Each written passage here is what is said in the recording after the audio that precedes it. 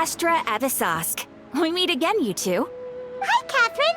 Do you have any commissions for us today? Commissions, huh? Let me think. Oh, how about this? Please attend the Academia's Academic Symposium this afternoon and recite a love poem on stage. Serious? Wait, say what now? And if possible, please also use your camera to capture the reaction of the audience upon finishing the poem. Huh? What kind of commission is that?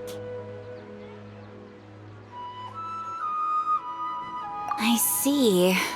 It appears that you're not interested in this commission. In that case, please go to Port Ormos and convince the Eremites there to spend some time volunteering at the local orphanage. What the fuck? No. Wait. Wait. Hey, that's not any better.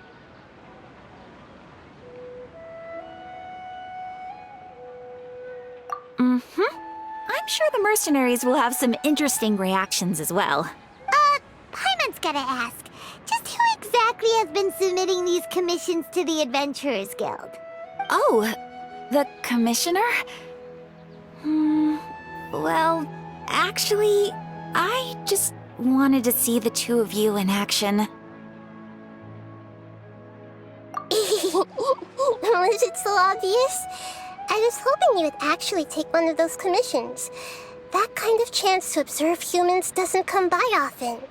Ah, so it's Nahida. Paimon just knew Catherine wouldn't crack those kinds of jokes. When did you get into her head?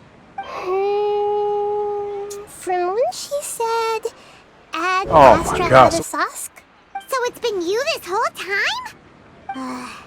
Are you done resting up, Nahida? Yes.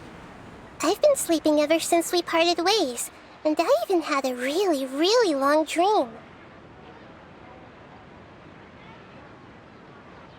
It was another dream about the Sub-Zero's festival, except it was a happy one. In my dream, I was sitting in the middle of a flower terrace, and everyone in Sumeru City was holding hands as they danced in circles around me. They danced round and round, and everyone looked really happy. I also got to sit on a gigantic flower carriage.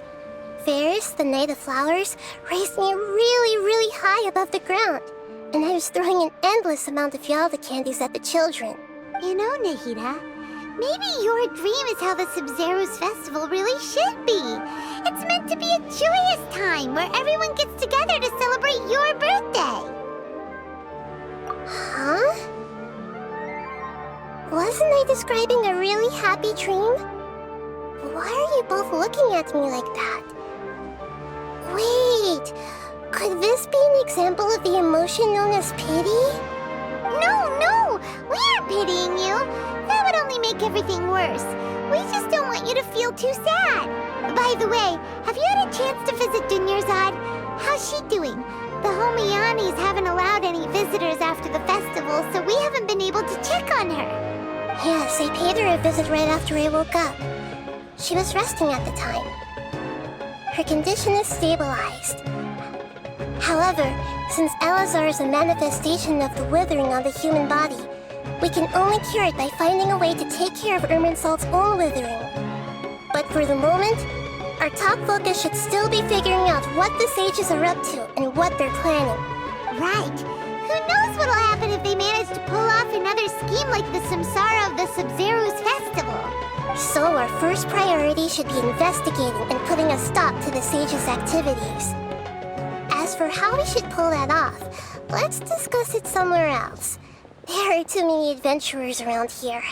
Oh, good point. Sorry, adventurers. We're gonna be borrowing Catherine for a little while. Let's continue our chat here. Okay, so do you have any ideas on how we can investigate the sages, Nahida? Actually, I've already done a little bit of work on that. But for now, I want to hear your thoughts.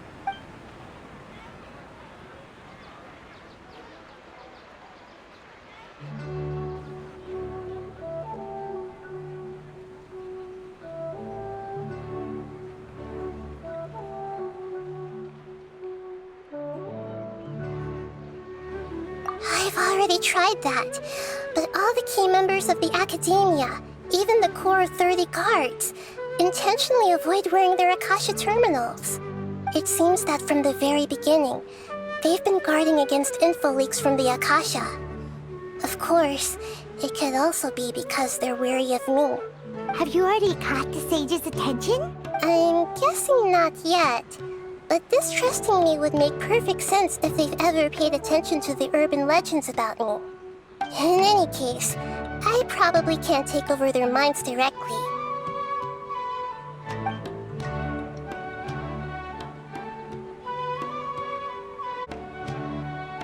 We're in the dark as of now. Since we still don't know anything about their goals, any rash move could tip them off and lead to terrible consequences. After all, every person in Sumeru City is one of their hostages. No way, that's too risky. You mean it'd be too easy to get caught? No, it's not that. We shouldn't involve innocent students in this. A single mistake could completely ruin their lives. Doing that would be ignoring the safety of my people for my own selfish goals. How is that any different from what the sages are doing? That's a good point. Spoken like the god of Sumeru. Are we really out of ideas? Nahida, you're super smart, so you already have something in mind, right? Don't keep us in suspense. Spill the beans already. According to a popular theory from the Vahumana Darshan of the Academia, rejecting impractical motions at the beginning of a planning session will give more weight to the actual proposal. Okay, but aren't you the god of wisdom? You don't have to use that kind of gimmick to make us take your ideas seriously. Well, I've been thinking that if I can't directly possess the leaders, and if I can't get ordinary people involved, then I should find someone who's already involved, but hasn't decided to side with the sages. You're saying we should recruit a spy? That does sound like it could work. Oh, before coming back, we met someone named Alhaitham. He seems like he acts alone, and he likes doing stuff behind the Academia's back. They probably aren't in cahoots. Actually, I already have someone in mind. Do you still remember that female scholar named Sataria? Sataria. Paimon remembers now. Isn't she the one who's always trailing behind the Grand Sage of the Academia? We ran into her basically every time the Subzerwas Festival repeated itself. You could even say we're old enemies by now. Paimon still remembers the smug and mean way she always spoke to Nilu. I've always liked observing all kinds of people, and Sataria has always stood out from the crowd. She was born in the desert and was hailed as their greatest genius. Her academic gifts allowed her special admission into the Academia, and also gave her the opportunity to serve as the sage's assistant. Oh, Paimon didn't know she was from the desert. She must be pretty special then. Paimon feels like most of the desert dwellers around the city are working as mercenaries. The name Sataria means star. When she lived in the desert, she shone like the brightest star in the night sky. Later on, she was chosen by the sun. The star was given a place in the daytime sky to complement the sun's dazzling light. Soon after, the star witnessed the sun scorching the earth, which brought forth many disasters. The star began to waver.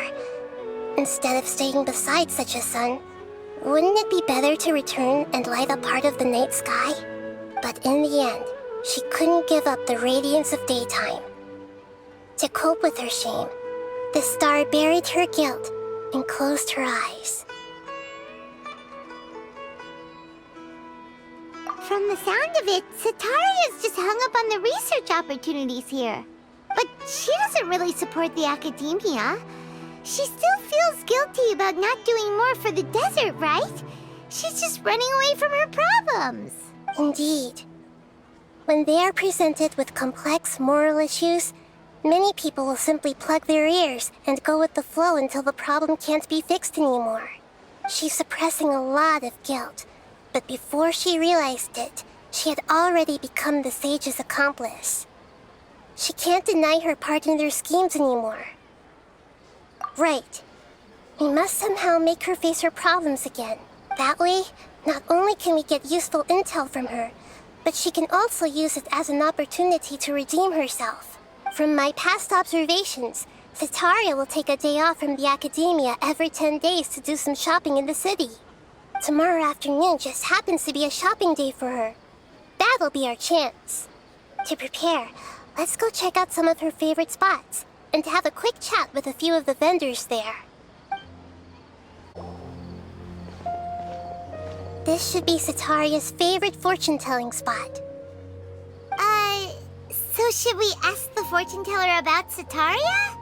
No, I already have enough information on Sitaria. The most important thing now is for you to pay attention to the vendor's talking style and key characteristics. Talking style and key characteristics? My poor lost lambs, have you become troubled over your fates? The divine voice of wisdom often echoes between mine ears. If thou be blessed today by the gods, I may be able to show you the way. Huh? Really? Nahida, you've been whispering things to her? Shh. My friend here has some doubts regarding his future. Can we get a fortune reading for him? Of course, of course. In that case... It would seem that Harut and Marut are quite wary of you. Perhaps, at some time in the past, you have somehow offended the gods. Only mocking the god of Animo, questioning the lord of Geo's financial savviness, and brawling with the god of Electro. Do those count? Oh, nothing. Go on, pick an aspect for her to divine.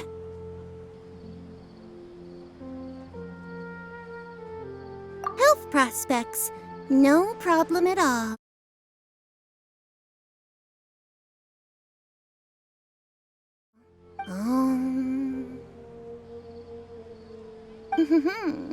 The gods have spoken. The truth shall be revealed. Your life shall continue on for...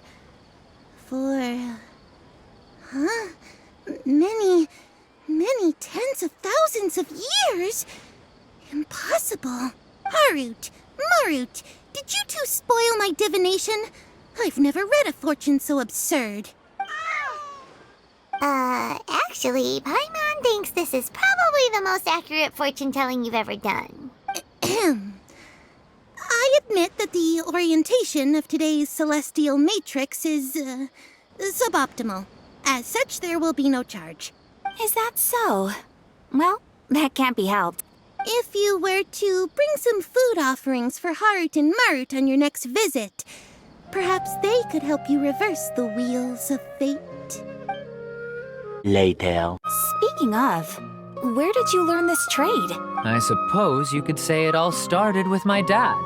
He's a mason by trade, but I picked up an interest in clay while apprenticing for him. After that, I began making pottery by myself in secret, and I simply changed trades when my works turned out well. Although it's a pity that I'm no longer making much use of the knowledge provided to me by the Akasha. That's nice. You're making a living doing something you love. So is your father still working as a mason? Oh no, not anymore. A few years back, he fell from a roof and broke his leg. Since he had already saved enough Mora over all these years, he's just enjoying the retired life in Port Ormos nowadays. You have exhausted my patience.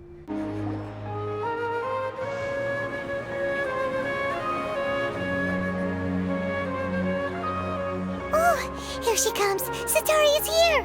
Let's quietly follow her. Once she starts talking to her acquaintances, we'll find a safe spot to begin possessing them. As for how we'll sway her to our side, I'll leave that to you. I trust you'll know what to say.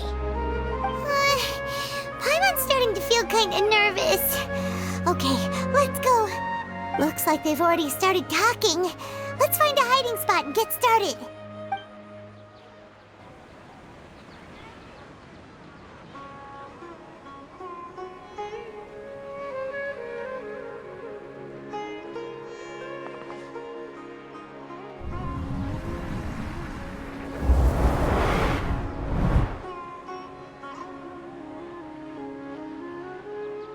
That's right. You really can't force anything when it comes to love. And besides, everyone around me has a very different background and outlook. Are you still listening to me, Nabia? Oh, of course I'm listening. You were talking about troubles with your love life, right? I heard everything you said. Okay then. You just seemed a little distracted for a moment there. Strange. Your cats seem pretty worked up. Is something wrong? I always thought they were quiet, happy kitties. Oh, what are their names again?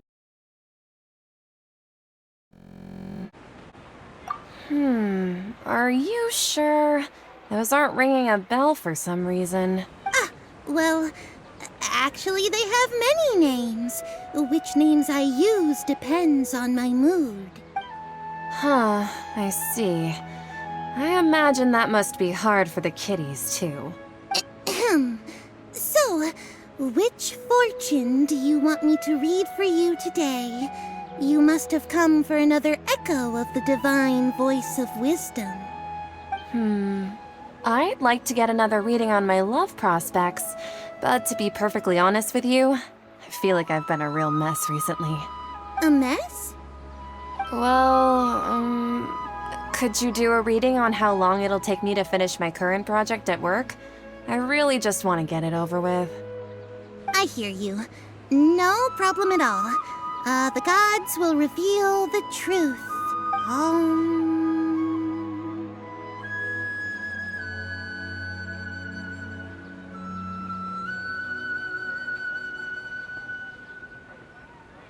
The gods are asking, Sitaria, why haven't you gone home?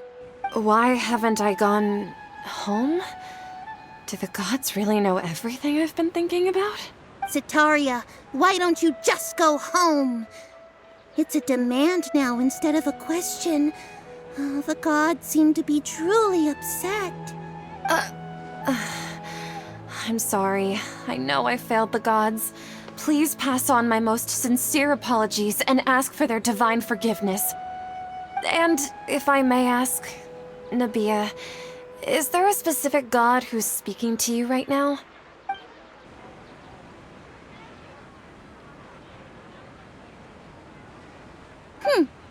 What an inconsiderate and naive question. The god who is speaking to me is, of course, the wisest and mightiest of all, the Scarlet King. The Scarlet King? No wonder he would make such a demand of me. Oh, wait a second. The Scarlet King passed away a long time ago. Even though news of the Scarlet King's resurrection has been spreading like wildfire, it's all just a misinformation campaign from the academia. How can the Scarlet King still exist in real life? What insolence! I am the Scarlet King's most loyal believer. Do you wish to refute his voice of wisdom? Oh, no. As a child of the desert, I am only reveling in his power upon learning that his divine glory has touched even this city.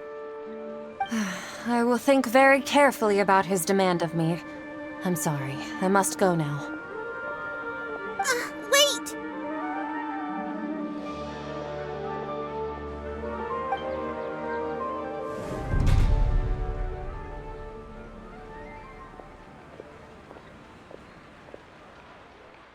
Whoa! She just ran off in a hurry. She looked pretty upset, too. Well done. Sitaria didn't seem to suspect anything amiss. To have something she's been trying desperately to avoid show up out of nowhere and berate her, that must have shaken her to the core. Aw, Nahida, it seems like you understand human emotions really well after all. All I know are some abstract Harava-taught theories. In any case, my time with you has shown a lot of them to be utterly useless. I'm still trying to make sense of everything. Anyway, enough of that. Let's hurry and catch up to Sitaria. Later. Scarlet King, never forget that the desert that belongs to you lies elsewhere. What's so strange about becoming a believer of the wise Scarlet King? In fact, aren't you the strange one? The one who still can't pick a side? What an absurd question.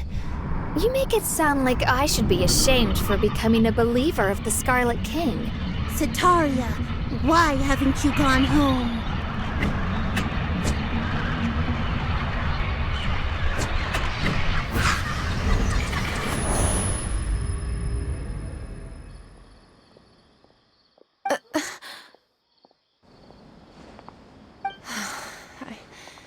It seems that no matter where I run, I only keep finding more believers of the Scarlet King.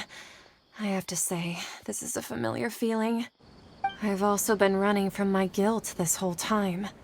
Guilt over my part in the Sage's plans, and from ignoring the letters from the children of my homeland.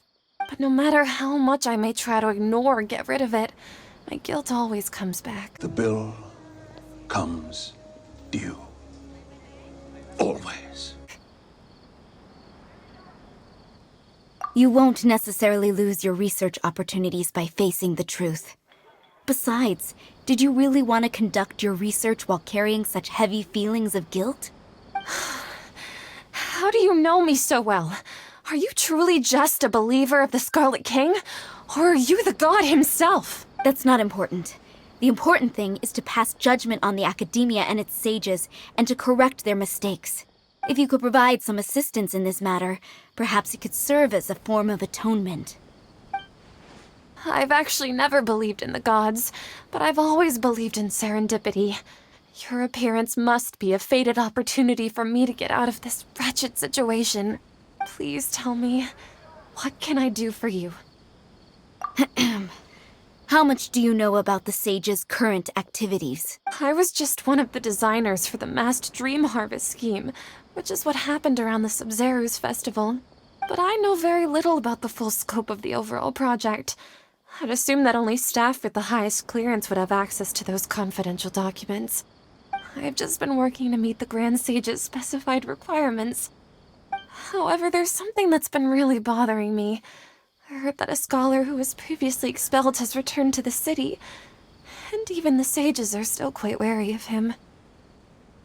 To fight against the academia, we will need to figure out the nature and the purpose of their work.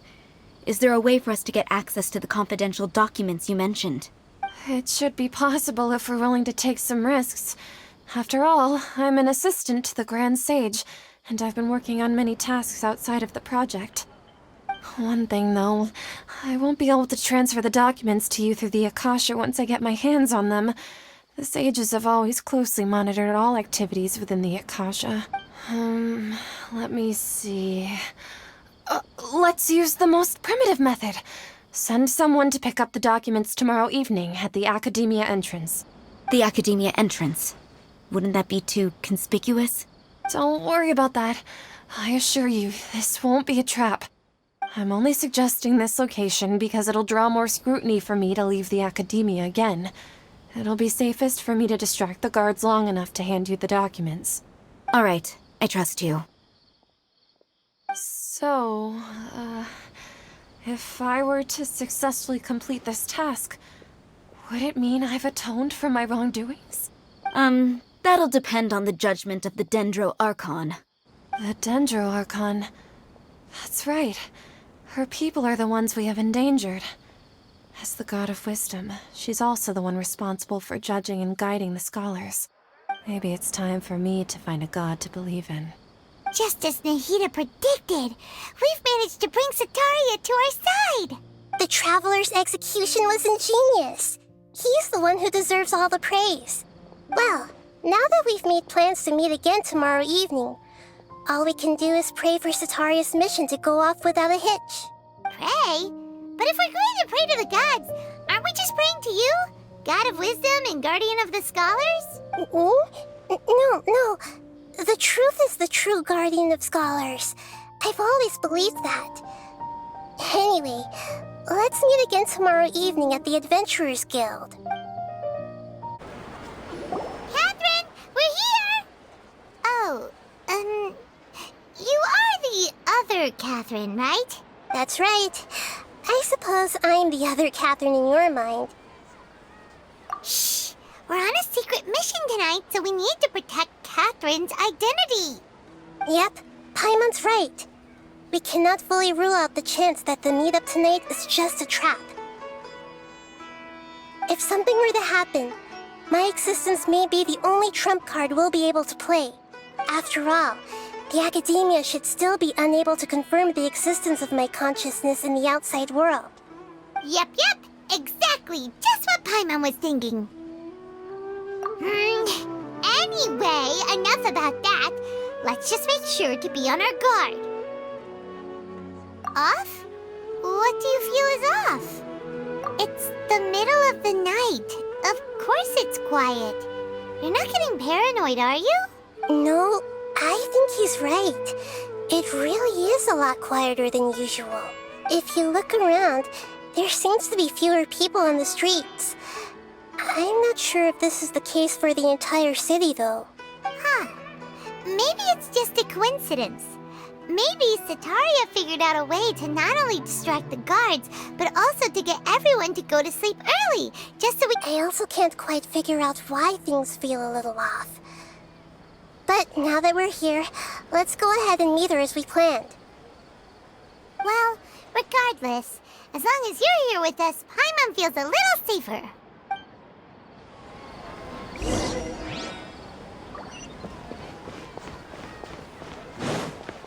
Huh.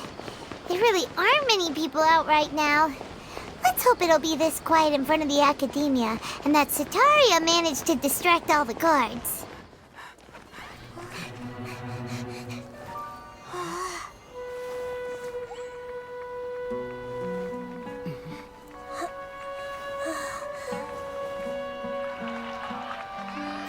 What are all these people doing here at this hour of the night? Ah, the triumphant hero returns at last. And to a rather spectacular welcome, even if I do say so myself. You're the outcast, expelled from the academia. Indeed I am. Although these days they tend to call me the Doctor. Eyes up. Stay sharp. If you're looking for your researcher friend, she has already been taken into confinement. With some basic caution, she could have discovered the listening device on her person. Clearly, she lacks the degree of rigor expected of a true scholar.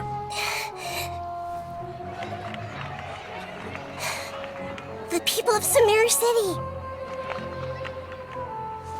What have you done to them? I simply made some minor adjustments to their Akasha terminals. Now they can deposit information directly into the subconscious. As you can see, all these lovely people now believe this traveler is a hero who has just saved the world. My experiment is a success. And now it seems they can no longer hold back their sheer adoration. Oh no! What should we do?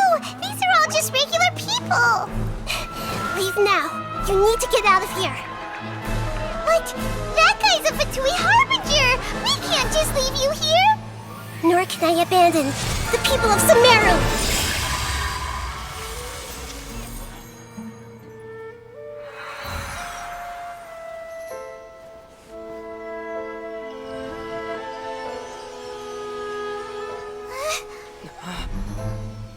Don't worry.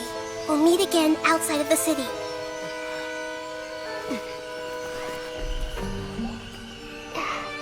I see.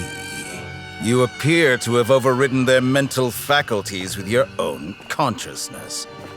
To possess such a powerful mind, you must be the god of wisdom.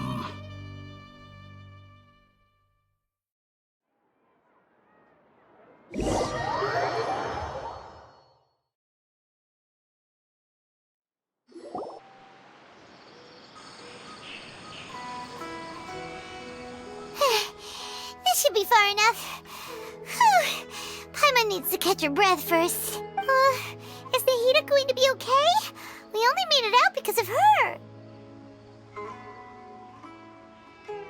Paimon wasn't counting on running into a new Harbinger here, let alone such a high-ranking one. That guy was number 2. So scary. doctor. Remember, Tainari told us about him. Sataria did say that someone who once got expelled from the academia came back recently, and that even the sages are wary of him. Yep, sounds like she must have been talking about the doctor. Yeah, now that the doctor's in the picture, we're no longer just dealing with the academia. They're in cahoots with the Fatui. But what are the Fatui after this time? Another Gnosis? Yeah, things would be a lot easier with Nahita's help. Nahita said we'll meet again outside of the city. But we can't just keep waiting around, right? You mean... Oh, right! Wasn't he invited by the sages to work on some project when we were staying with him in the Avidia forest? That has to be the same project! Even though he turned it down at the time, he might still know something. There's no time to lose. Let's go to Gandharvaville!